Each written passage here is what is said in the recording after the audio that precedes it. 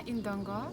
I'm a third-year student at the Namibia University of Science and Technology, currently pursuing a bachelor's degree in economics. I'm a financial enthusiast and I aspire to inspire young people, university students, as well as first-time labor market entrants to be in control of their finances. I currently founded Youth for the Youth in Finance, which is an initiative that advocates for financial literacy as well as financial inclusion. The question is, how can one be more financially savvy at university? As a university student myself, at the beginning of my university journey, I actually felt and thought that cracking personal finance was going to be very difficult.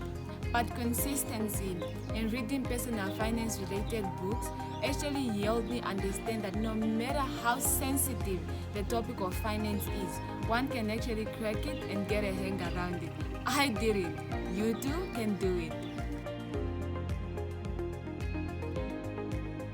There is no perfect definition for financial literacy, but the simplest one that I could give, it is the ability of an individual to make informed financial decisions, or it is the sound ability of an individual to make informed or to restructure their financial lives.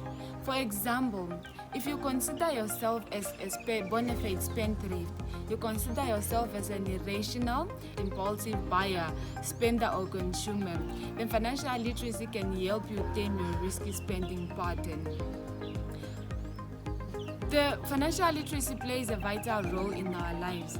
As university students, we often find ourselves in a circle of unending expenses. For some students, it is the genesis of starting to live alone for the first time in their lives.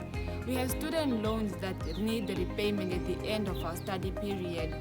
The financial responsibility when you're at university that was your parents, it is now your responsibility. With this in mind, one can definitely see the measure importance that or the significance of financial literacy in our lives.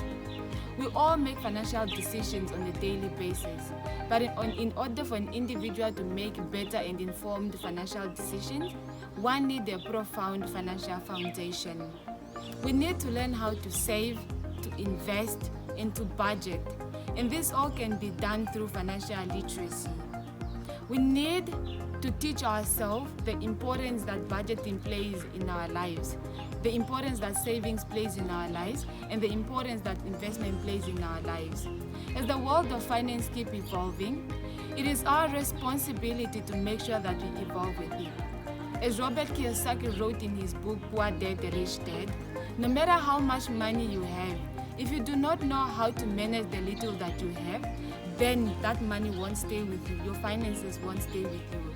It is not having more money that solves financial problems. It is knowing how to manage what you have that solves financial problems.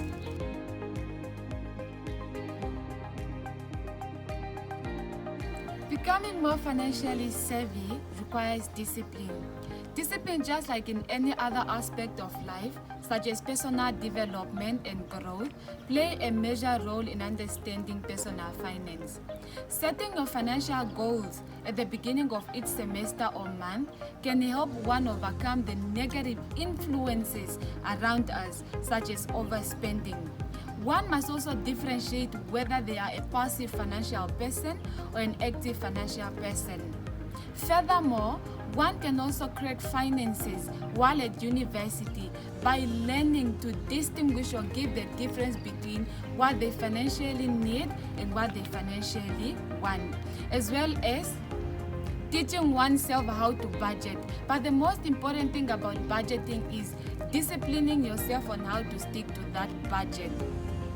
It's of utmost importance to have money-related conversations with the people that we know, with our friends, with our family, so that they can teach us the tricks that they know when it comes to managing their money.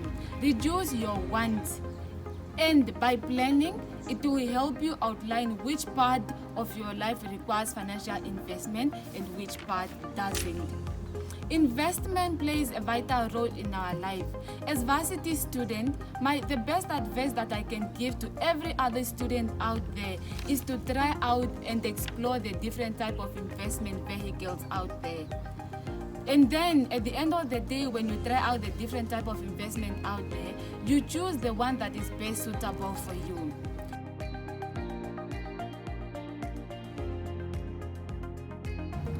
It's at this point in our life as university students when we should start having multiple streams of income.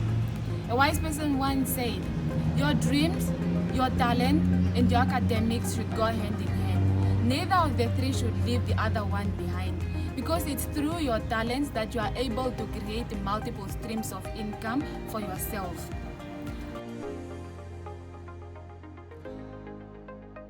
You need to stay as far away from debt. Don't get yourself in debt, whether it's good debt or bad debt, because at the end of the day, debt is still debt and it needs to be repaid, but it's repaid with interest. Start having money-focused conversation with your friends or your university mates. This is one of the conversations we ignore at university or just in general. We don't have money-related conversation with friends or with individuals that we know.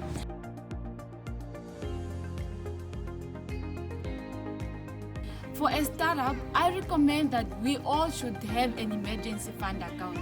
In case of emergency, like your parents aren't able to send you money at the end of the month, you have your money at your emergency account that you can use. That is in case of emergency, because your parents not having enough money is an emergency. One can also have a mutual fund or create a fixed deposit account. They merely earn that much of interest, but zero interest earned on cash. It's not preferable. It's better to earn 1.5 interest on a mutual fund on a fixed deposit than not earning interest at all. Although the interest rate, like I said, is not that high, it is better than the zero interest rate that is earned when one holds cash. As students, we normally don't have a stack of cash laying around, so it makes it impossible for us to invest in bond markets or in stock markets or in equity markets. But if you do have the necessary funds, if you have money that will make it possible for you to invest in such markets, and if there is a stable market for bonds and equities in your region, then why not? Invest in anything that will bring you extra income. Invest in anything that will bring cash in your pocket. But the best investment that you can make is to invest in yourself. It is to invest in your dreams, and it is to invest in your talents. Because the moment you invest in yourself, you are creating $1 million within yourself.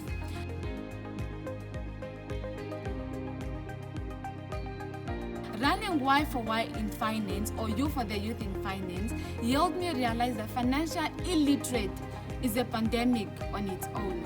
I have consulted students here and there, and the responses always leave me speechless. The objective of the initiative is to help reduce the statistic and also to help Namibia at large, as well as young people, to be in control of their finances. How do I plan on doing this? I plan on doing this through mediums such as multi-generational discussions, as well as collaboration with different people that are also advocating for the same thing as me.